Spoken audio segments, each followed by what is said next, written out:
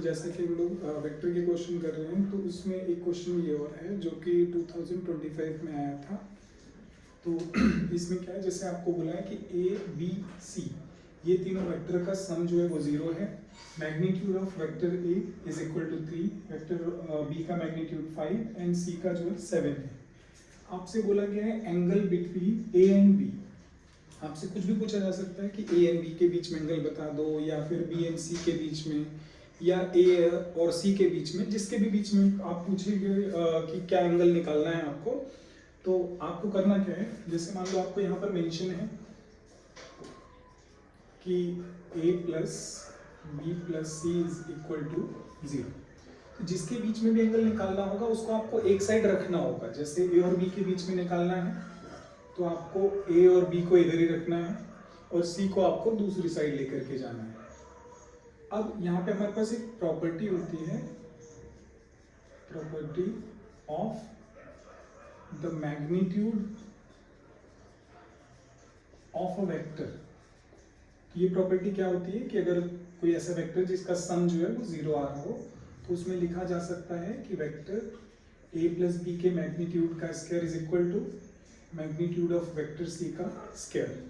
अब सी का तो खैर मैग्नीट्यूड आपको डायरेक्ट गिवन है 7, तो आपने 7 का स्क्वायर कर लिया।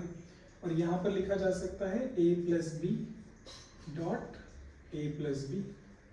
अब इसका जैसे आपने डॉट करा था लास्ट क्लासेस में भी, तो ये आपका हो जाएगा a dot A, then a dot B, then b dot A, then b dot B is equal to, ये 49 हो गया।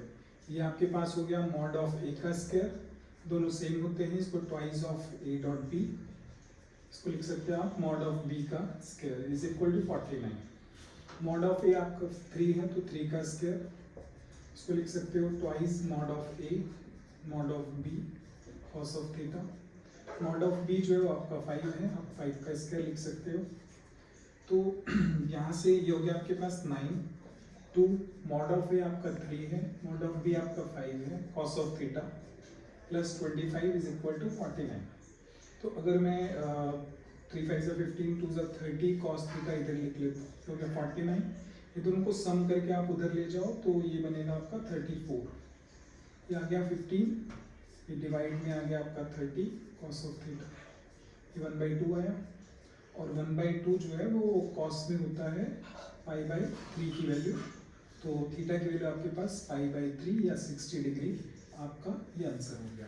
कल को अगर आपसे कोई और एंगल पूछ रहे हैं तो आप जिसके बीच में एंगल पूछे वो दोनों टर्म एक साइड होने चाहिए, बाकी दूसरा टर्म जो है वो आप इधर रख करके निकाल सकते हो। Thank you.